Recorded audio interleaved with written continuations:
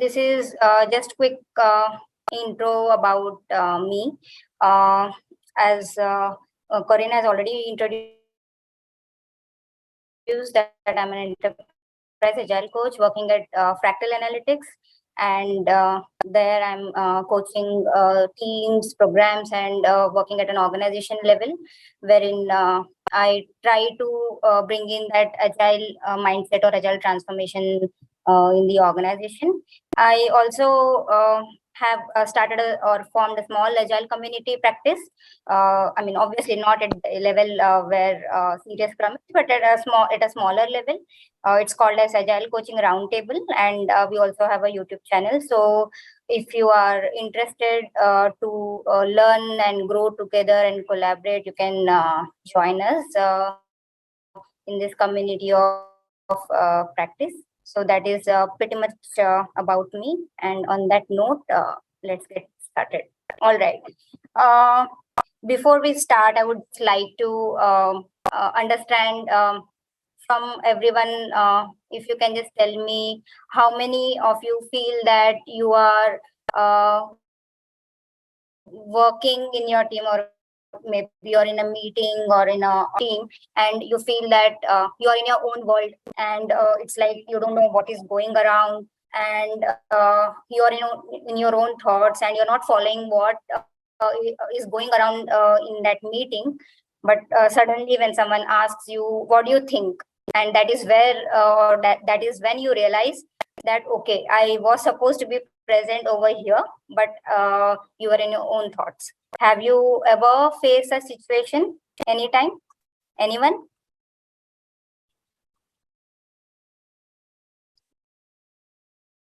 All right. All right. Yes, I do see few yeses over here. All right.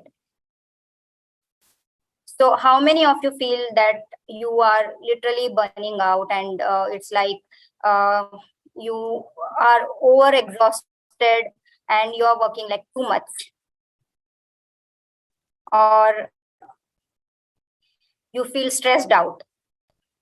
Like really, I mean, there is a lot of work, and it's like you get overwhelmed, and you'll have to you have to deal with a lot of multitasking, and you feel that how many of you get this feeling basically that you don't know how your day has started and how it's going on and how it's ending? I mean, I don't know how time passed by, right? How did you how many of you feel this?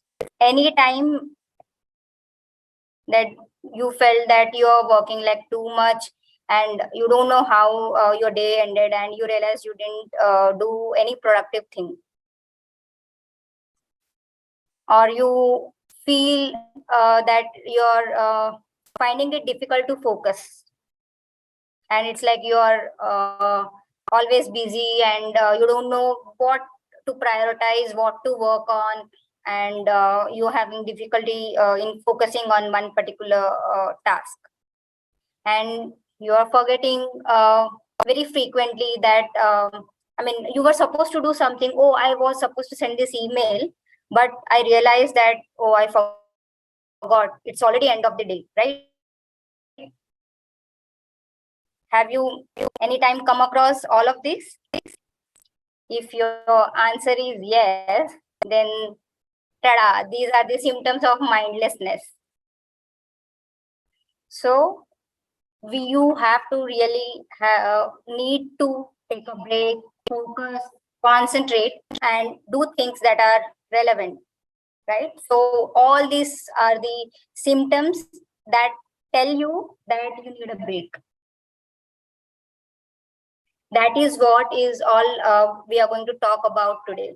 The mindlessness that we are facing, and what are the ways that we can put a pause to what we are doing mindlessly, and how are we going to use mindfulness to our benefit, and make it useful for us as a Scrum Master and Agile coaches.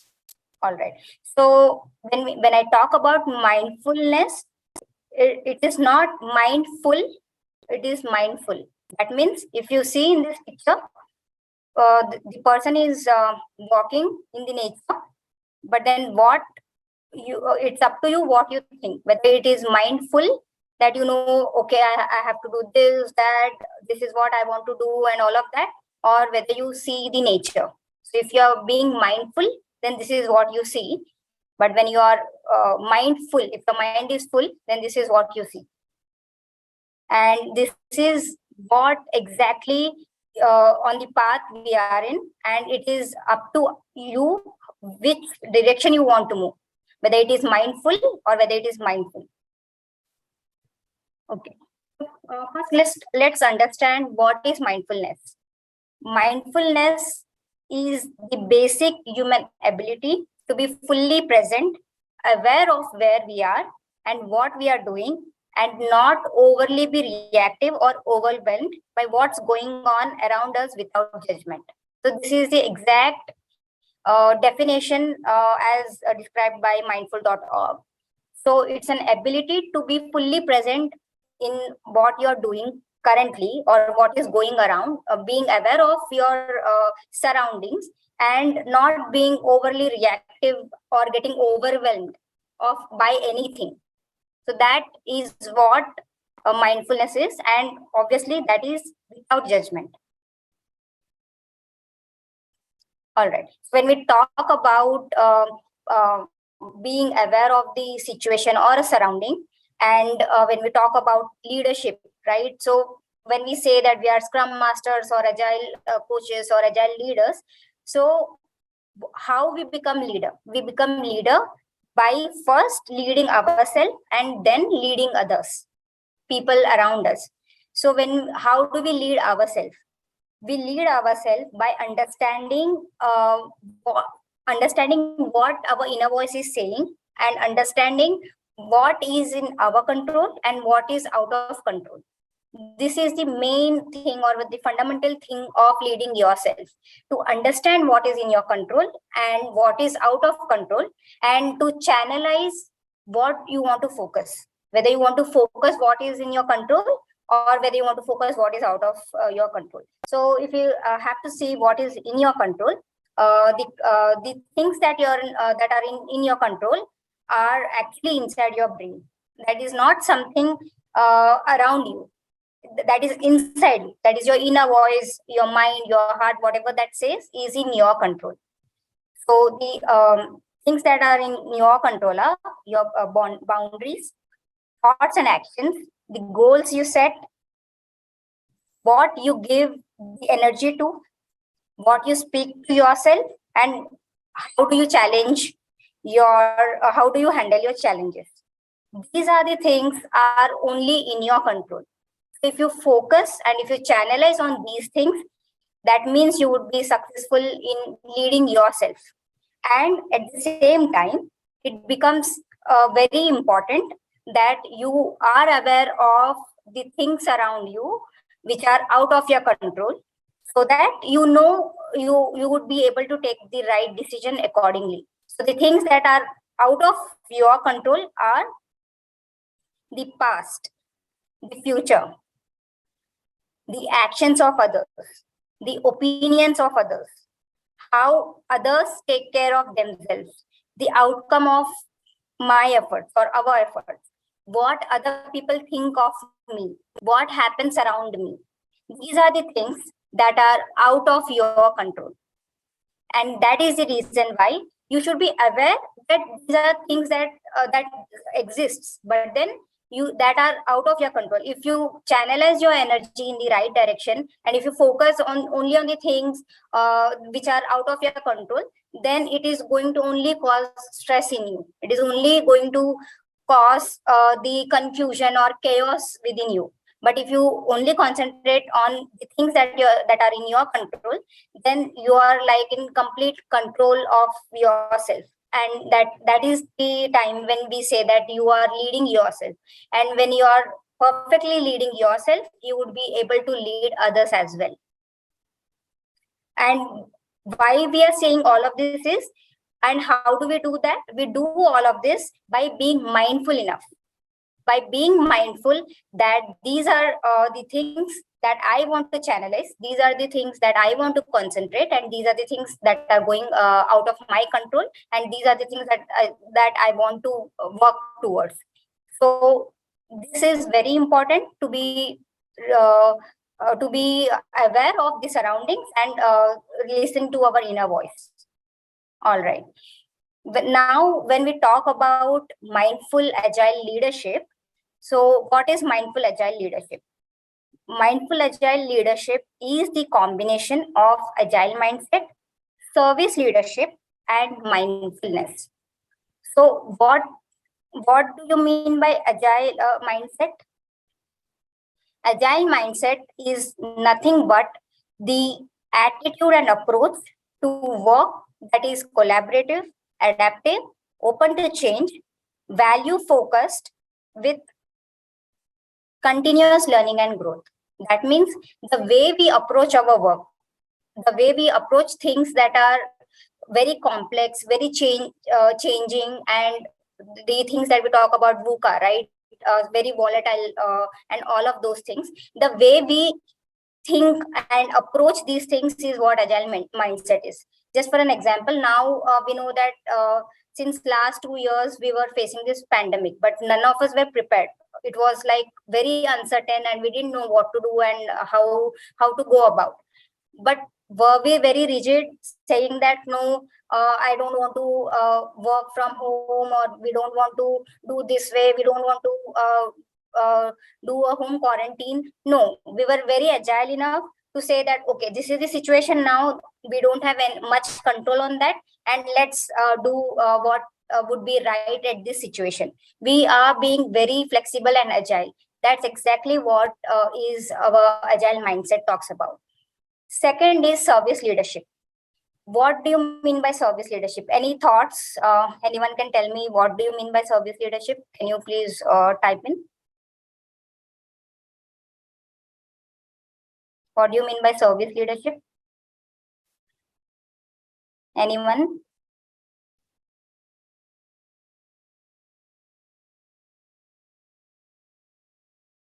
Okay. So service leadership is being of service to others. Yeah, leading by example. Yes, that's correct. Service leadership means being of service to others, focused on the growth and development of others, empowering teams to be high performing. That means you are serving the team. And we all know that even in our Scrum guide, Scrum Masters are referred to as leaders who serve. Earlier it was like servant leadership, and now it's like leader who serve. And that's exactly what is meant by service leadership. It's like we are leading by providing service to others. We are empowering others. We are not just thinking about our own self. We are also thinking about growth and development of others. That is what the service leadership is all about. And now, when we talk about the mindful agile leadership, obviously being mindful, the quality of awareness, non-judgmental, objective, deliberate observation, and openness to whatever unfolds in the present. So basically, we are being mindful about people around us. We are being mindful about our team members, what is going around in the team, and we are being flexible enough to approach things the way it unfolds. Basically, the mindful agile leadership is a combination of agile mindset, service leadership, and mindfulness. And now the question is, why mindfulness? Can anyone tell me or type in the chat why mindfulness, why it is important?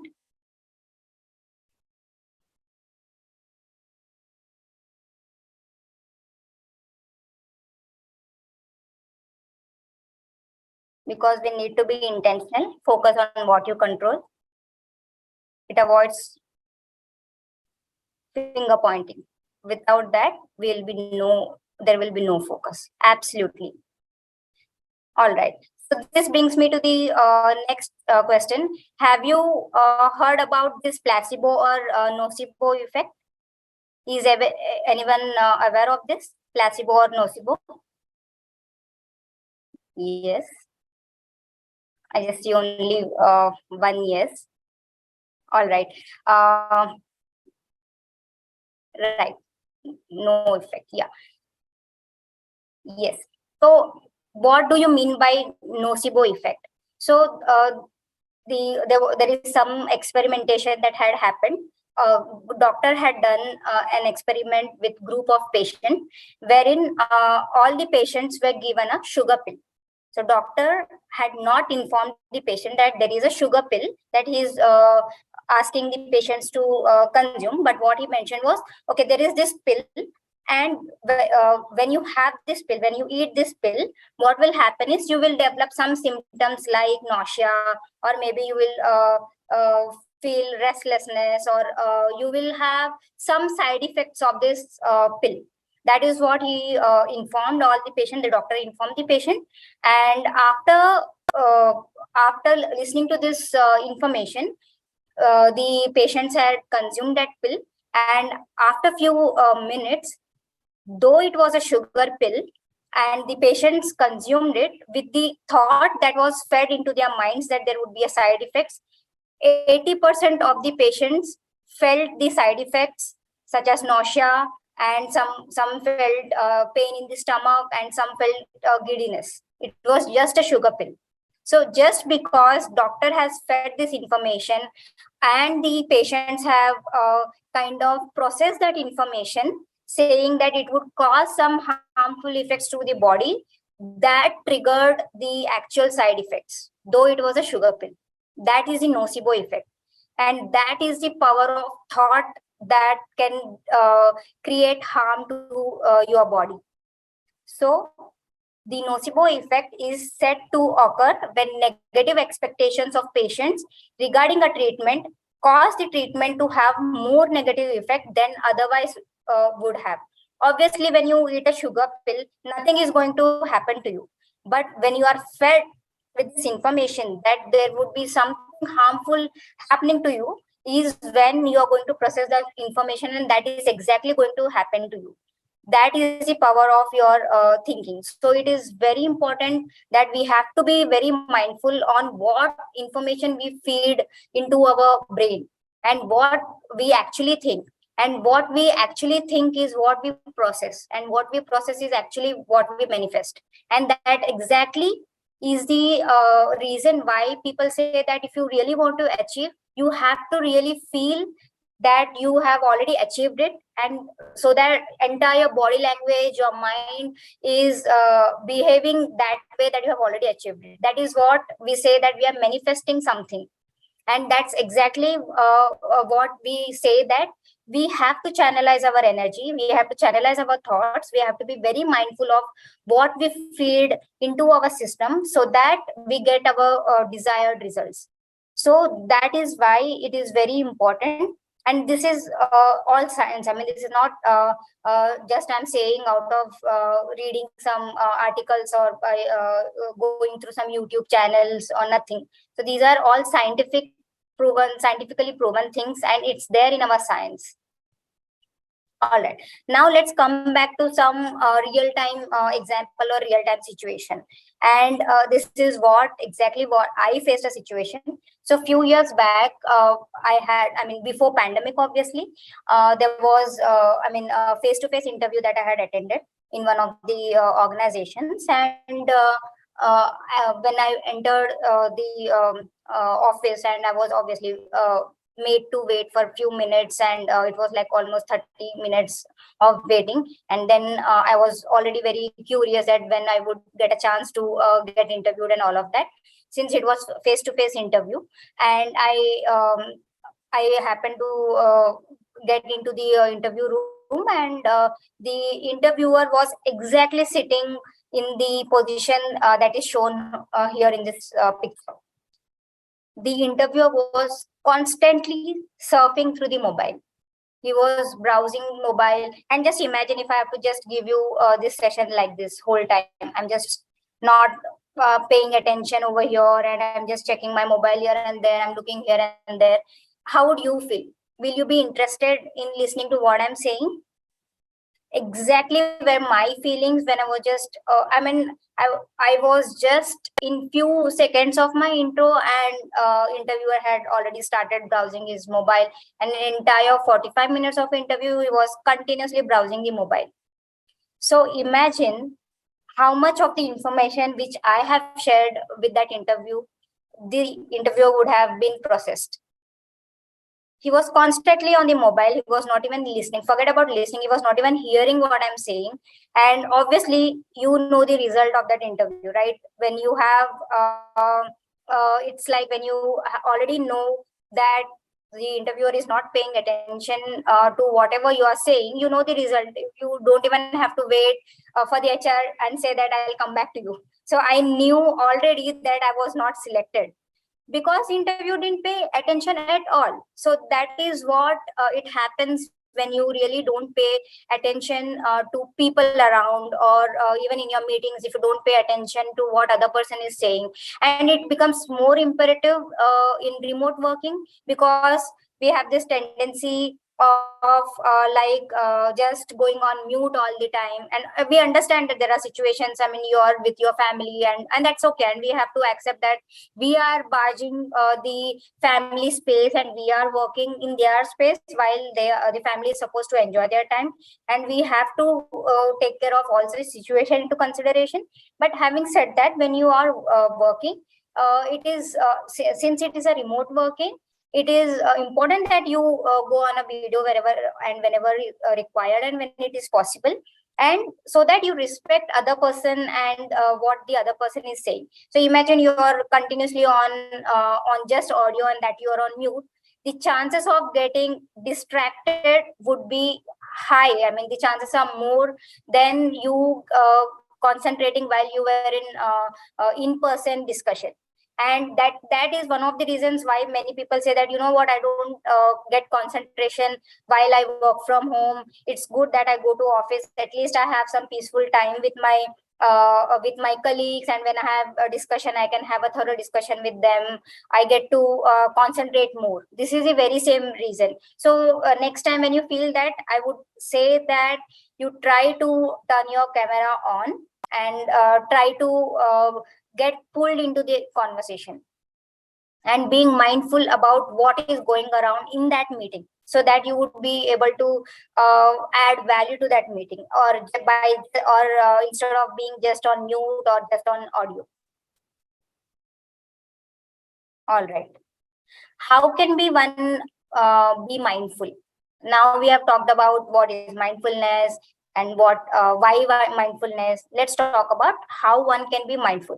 Now you would tell me, Ramya, you know what, but if you have to be really mindful, then what you have to do is, I mean, you will have to do thorough meditation, you will have to do yoga. And how is it possible? I'm so busy, and I'm so occupied whole time, but I don't get time to do meditation and all of that. No, you need not do all those things. I mean, obviously meditation, yoga helps. I mean, those are like formal ways of becoming mindful, but these are small tips how you can informally be mindful about everything that is going around.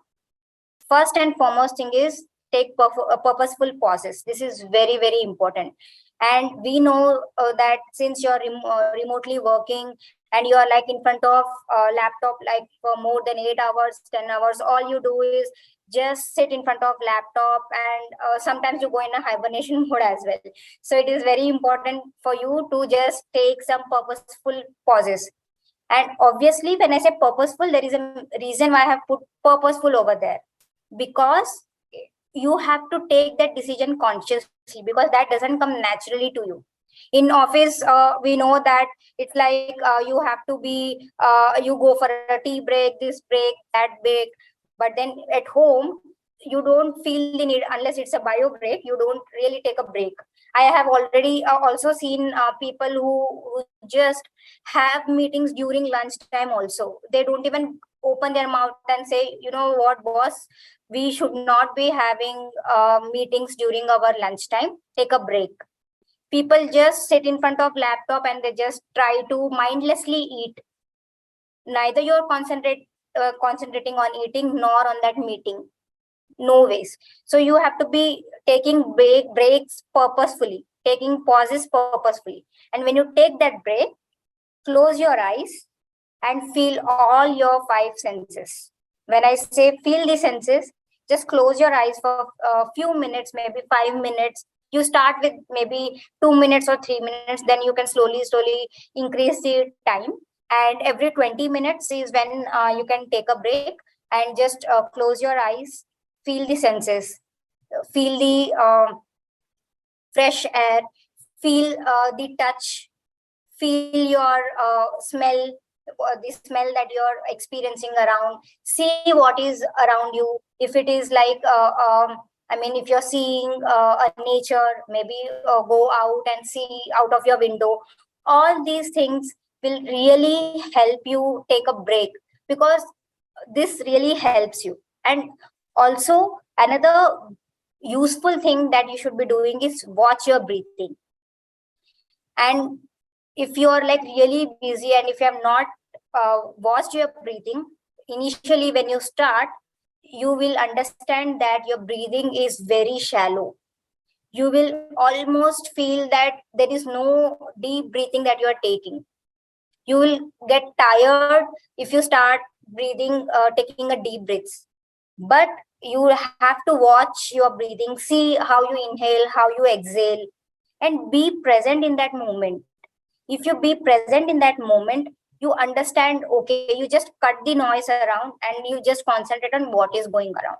These are all some of the techniques of becoming mindful. And when you become mindful, then you become you would be able to lead yourself. And when you lead yourself, you would be able to lead others as well. And all of these things you will have to practice in pockets throughout the day. When I say in pockets, that means in small breaks, maybe 20 minutes or 30 minutes, whatever works for you. But this is the informal way of becoming mindful. Obviously, as I mentioned, yoga and meditation are like formal ways of doing that. But to start with, these are all the informal ways of being mindful enough. All right. Now you would say that now come to the topic, enough of talking about being mindfulness and this and that. Now let's come to the topic, how can mindfulness help you become a mindful Scrum Master? All right, so here what I tried to do is I have tried to cover few of the Scrum Master competencies. So what I covered over here is coaching, teaching, and facilitating. How does mindfulness help you achieve these competencies of Scrum Master? All right. So let's see how mindfulness helps in teaching and coaching competencies. Okay. When one becomes mindful, then you become aware. There is awareness for you. I mean, there is awareness around you, what is going around you. You are being present at the moment. When you're being aware, or when there is an awareness, you know that there is an empathy. So how these two are related? So imagine now you are in a discussion with your team members, or your team members is explaining you something. There is a discussion happening around maybe some release or something around the product or project or whatever. When you're fully present and when you're aware of what is going around, you know what other person is talking about. When you know other person is what other person is talking about, you feel empathetic towards that person. That means you develop empathy. And when there is empathy, then you are in a position to provide that psychological safety. When and how this psychological safety comes into picture over here, when there is a empathy, then you know that what the other person is saying, and you listen to that person very carefully, and you empathize with that person. And then your team members really understand that, oh, this person is what sharing some information. And when they feel that, then there is a lot of trust built around you and between the team members and you. When there is a trust built, then there is psychological safety within the team. And when there is a psychological safety, then there is a high collaboration. And when there is a high collaboration, then team performs really well, and there is a high performance. So this way, only being mindful about the situation, about the people, and about what you're doing, what you do is you just cut the crap of what going around. You just eliminate the autopilot mode that you have been doing all this time, and you are aware of the situation. You become empathetic. There is psychological safety, there is a collaboration, and hence, since you have all of these things, there is a high performance. And this way you would be able to guide team members as a scrum master very effectively. All right. Now let's talk about how mindfulness help in facilitation. Can anyone tell me how does that happen? How mindfulness can help you in facilitation?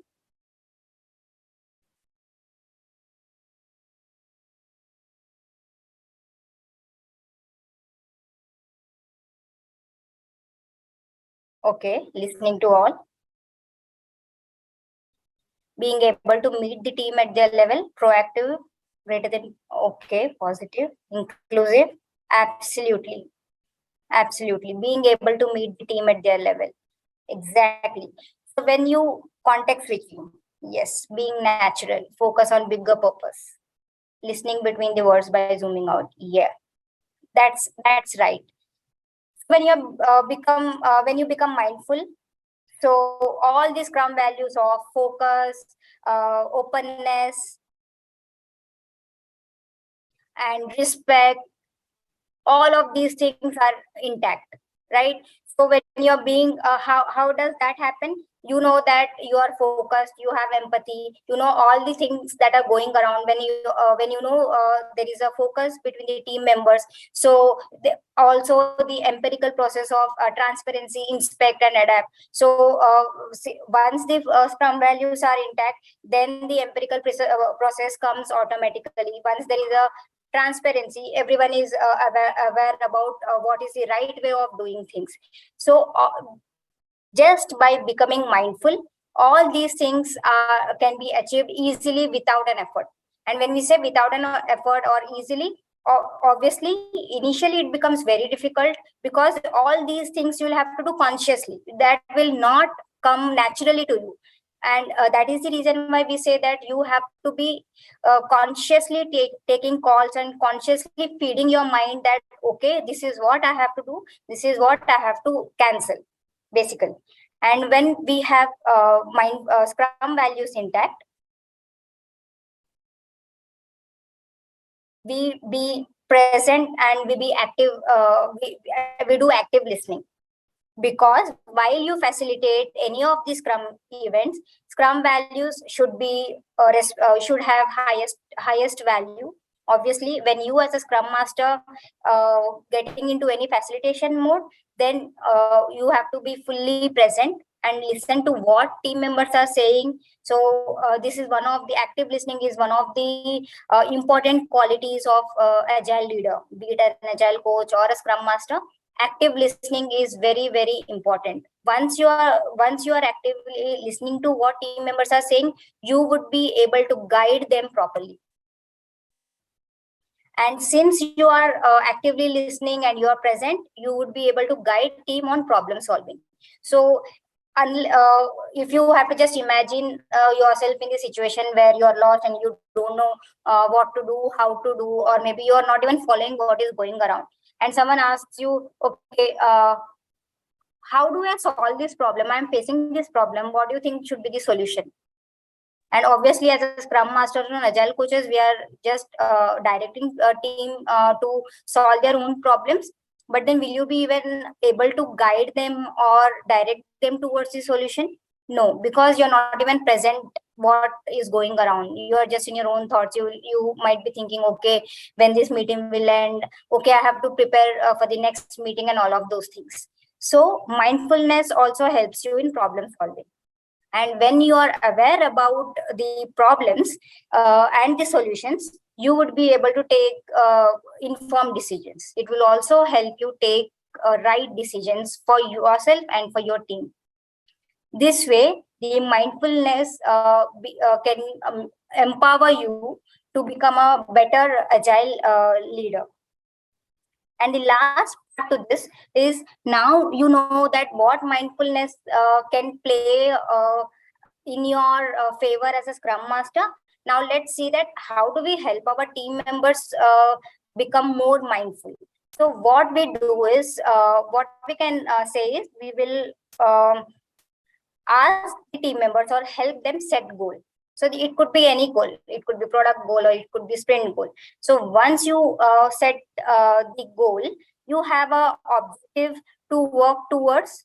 And when you have an objective to work towards, next is you will be mindful. So when you have objective and you know this is what you want to work around, and when you are being mindful, that is, you are having the focus on things that are relevant and are important to achieve that goal or that objective. And mindfulness, as I mentioned, is about being aware of what's going around. It will help you eliminate the distractions. Now you have a goal, and you have you know that this is what you have to achieve. And to achieve this, there could be multiple options or multiple things that you want to work towards. So just do that would achieve you, that will help you achieve that goal. So this way, being mindful about the options, what you do is, you eliminate the distractions around you. And without mindfulness, you get distracted by thoughts, perception, which only will waste your time and efforts in things that are not aligned towards the goal. And perception leads to assumptions, and assumption deviates from the reality. So being mindful about all the options, and after you are being mindful, you know what are the options, then based on that options, you make informed decisions. Mindfulness influences in making informed and correct decisions. With mindfulness, you get clarity of thoughts. You get to choose what you do in alignment with the goals, and don't have to make it no option, leading to more valuable things that are aligned to goal. It's like it's what happens is, when you know about the options, you know that these are the decisions that could be taken. And obviously, if you try and do some decision making, you validate that decision. Once you validate that decision, you know whether it is working in your favor or not.